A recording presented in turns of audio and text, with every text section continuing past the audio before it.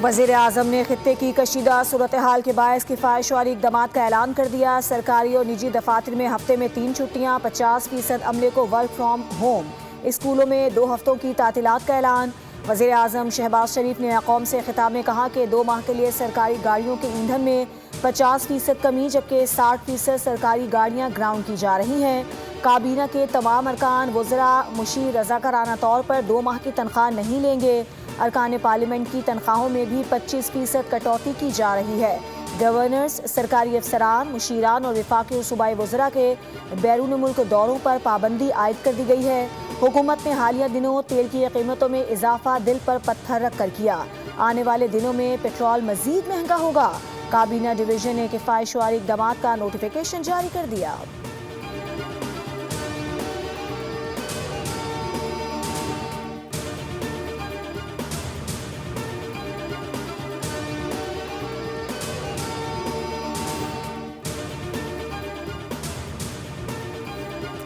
वज़ीर आला पंजाब मरियम नवाज का जंगी सूरत हाल पर गैर मामूली इक़दाम का ऐलान। पेट्रोलियम बहरान के खात्मे तक सूबाई वज़रा के लिए सरकारी फ्यूल बंद करने का फैसला। सरकारी अफसरान की गाड़ियों के लिए पेट्रोल और डीजल अलाउंस में फौरी तौर पर 50% कमी। सरकारी दफातर में वर्क फ्राम होम पॉलिसी, सिर्फ ज़रूरी अमला ही दफ्तर आएगा। पंजाब भर में स्कूल, कॉलेजेस और यूनिवर्सिटीज़ 10 मार्च से 31 मार्च तक बंद रखने का फैसला। ऑनलाइन क्लासेस होंगी। बलूचिस्तान में भी तालीमी इदारे 23 मार्च तक बंद रखने का फैसला। खैबर पख्तूनख्वा के सरकारी इदारों में 50% वर्क फ्राम होम नाफिज करने का फैसला। सरकारी गाड़ियों के फ्यूल अलाउंस में 50% कमी की मंजूरी दे दी गई।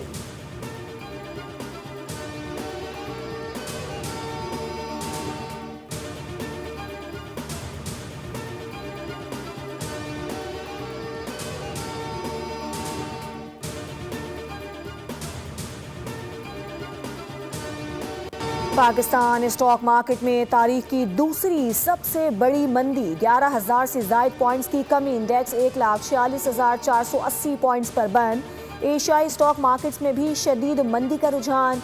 कोरियन स्टॉक मार्केट में 4, जापान में 6, हांगकांग में 3 और चीन में 2% गिरावट।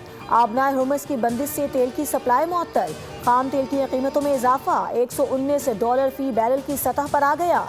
WTI की कीमत $113.94 हो गई। बरतानवी ब्रेंट $115.42 का हो गया।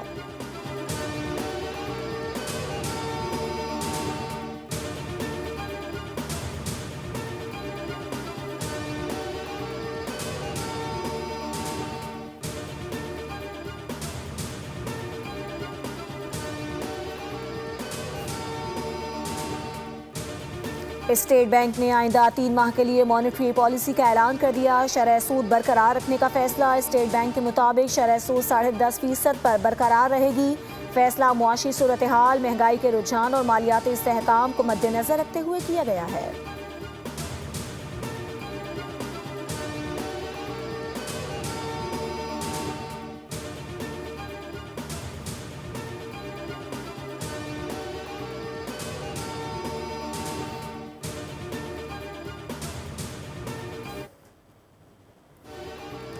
तवील जंग आलमी मईशत को मुतासिर कर सकती है। IMF ने तवील जंग के मुआशी असरात से खबरदार कर दिया। सरबरा IMF क्रिस्टलिना जॉर्जिएवा ने कहा है कि जंग के बाद भी आलमी मईशत को संगीन चैलेंजेस का सामना होगा। मशरिक़ वस्ता में नया तनाज़ा आलमी मईशत की मजबूती का इम्तिहान ले रहा है। आबनाए हुर्मुज़ से गुजरने वाली जहाज रानी तकरीबन 90% तक कम हो गई। 60% तेल और 11% LNG दरामदाद आबनाए हुर्मुज़ से आती हैं। तेल की कीमतों में पहले ही 50% तक इजाफा हो चुका है।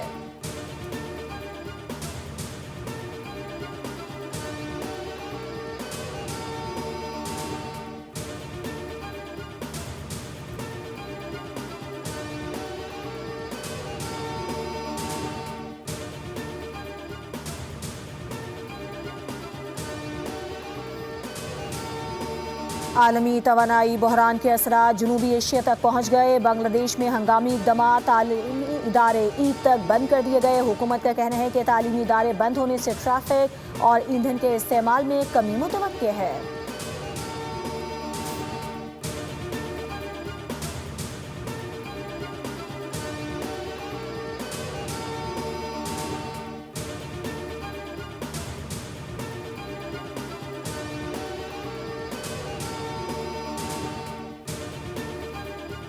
नए सुप्रीम लीडर के इंतखाब के बाद ईरान के इजराइल और अमरीकी अड्डों पर ताज़ा हमले, 4 मिसाइल शिकन रेडार तबाह करने का दावा।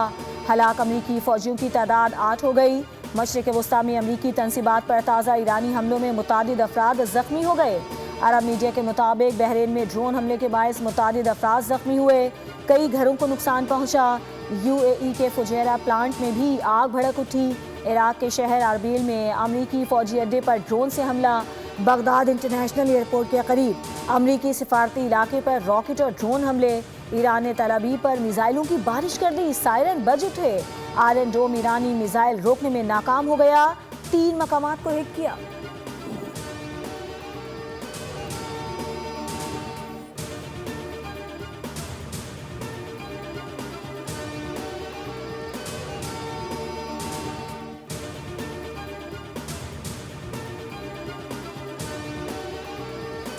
इजराइल का ईरान पर बड़ा हमला, तेहरान में ईरानी तेल के ज़खायर और तंसीबात को निशाना बना डाला। ऑयल डिपो पर आग भड़क उठी। तेहरान के जुनूब में भी रिफाइनरी पर हमला किया गया। आग से करीबी घरों को भी शदीद नुकसान पहुंचा। ईरानी मीडिया ने तेहरान में रिहायशी इलाके पर हमले के बाद वीडियो जारी कर दी। इजरायली फौज ने दावा किया है कि ये तंसीबात ईरानी फौज को तवानाई की फराहमी का बड़ा जरिया थी। अब तक के हमलों में 1400 से ज़ायद ईरानी शहीद हो चुके। यूनिसेफ के मुताबिक इजरायली और अमरीकी हमलों में 20 स्कूल और 10 अस्पताल निशाना बने। मरने वालों में 30% बच्चे शामिल हैं।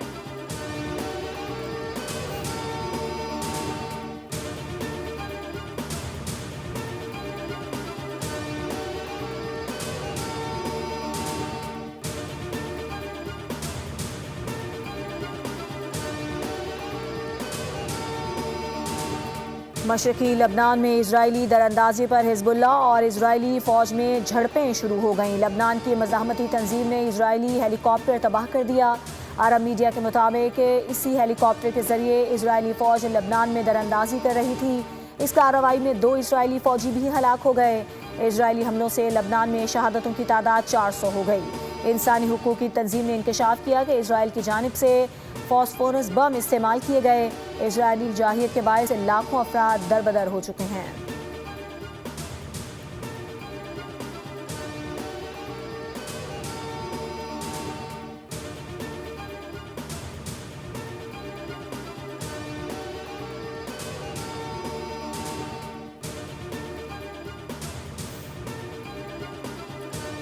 ईरान की मजलिस ख़ुबरगान ने मुश्तबा ख़ामेनी को सुप्रीम लीडर मुंतखब कर लिया। पाज़ारान इनकलाब का नए सुप्रीम लीडर के साथ वफादारी निभाने का ऐलान।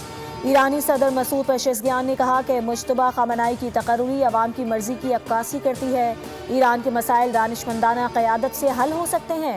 सरबराह national security council Iran Ali Larijani बोले, मुश्तबा ख़ामेनी के सुप्रीम लीडर मुंतखब होने से अमरीका और इजराइल में मायूसी फैल गई। ईरान की क़यादत अमरीकी और इजराइल के खिलाफ जंग में मुत्तहिद है। अमरीका और इजराइल के खिलाफ जंग में ईरानी रहनुमाओं में कोई तकसीम नहीं।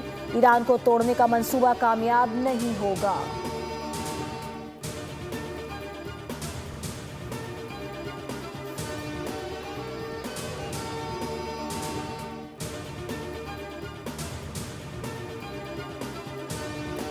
रूस, चीन, शिमाली कोरिया और आज़रबाईजान की नई ईरानी सुप्रीम लीडर मुश्तबा ख़ामेनी को मुंतखब होने पर मुबारकबाद। अपने पैगाम में रूसी सदर पुतिन ने कहा कि मुझे यकीन है कि आप वक़ार के साथ अपने वालिद के काम को जारी रखेंगे और सख्त आजमाइशों के दौरान ईरानी कौम को मुत्तहिद रखेंगे। चीनी सदर शी जिनपिंग ने कहा कि ईरान के नए सुप्रीम लीडर की तकर्री का फैसला भी ईरान ने अपने आइन के मुताबिक किया।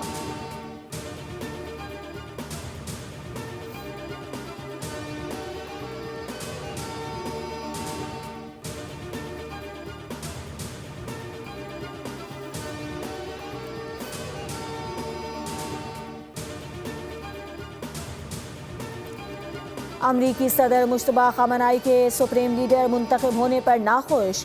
NBC को इंटरव्यू में कहा कि अमरीकी सदर ने कहा कि ईरान ने नए सुप्रीम लीडर के इंतखाब में बड़ी गलती की। ईरान जंग ख़त्म करने का फैसला मुश्तरका होगा। जंग बंदी का वक्त नेतन्याहू के साथ मिलकर तय करूँगा। ईरान के तेल पर कब्जे की बात करना अभी कबल अज़ वक्त है, लेकिन तेल पर कब्जा खारिज इम्कान नहीं।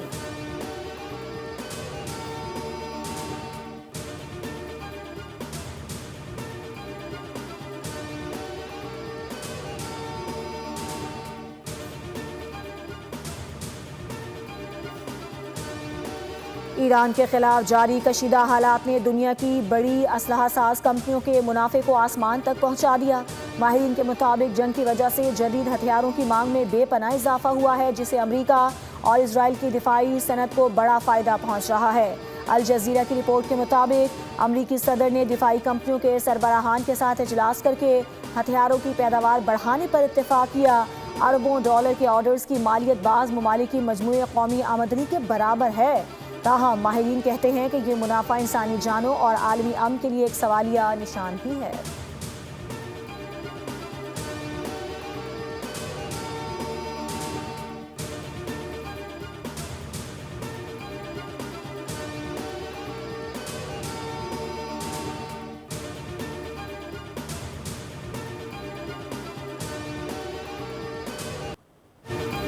बैनुल-अक़वामी एटमी तवानाई एजेंसी के डायरेक्टर जनरल राफेल ग्रोसी कहते हैं कि अब तक अहम जौहरी मकामात पर सिर्फ महदूद नुकसान हुआ है और ताबकारी की सतह में कोई इजाफा नहीं देखा गया।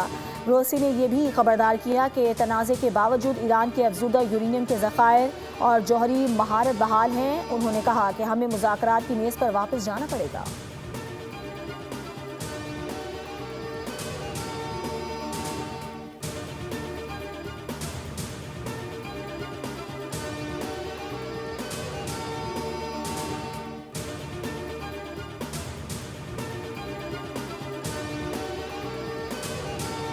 मशरिक़ वस्ता फ़्लाइट शेड्यूल में बेहतरी आने लगी। पाकिस्तान के लिए 76 परवाज़ें मनसूख जबकि 63 परवाज़ें फ़ाल कर दी गईं। मशरिक़ वस्ता की 9 दिन में मनसूख परवाज़ों की तादाद 34,000 से तजावुज़ कर गई। कराची लाहौर से दुबई, शारजा, अबूधाबी और दोहा की 21 परवाज़ें मनसूख हुईं।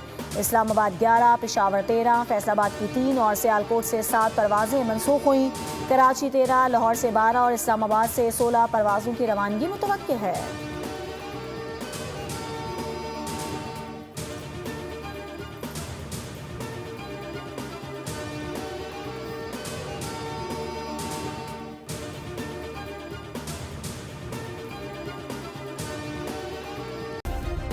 सब्सक्राइब करें और बेल दबाएं ताकि कोई खबर रह न जाए।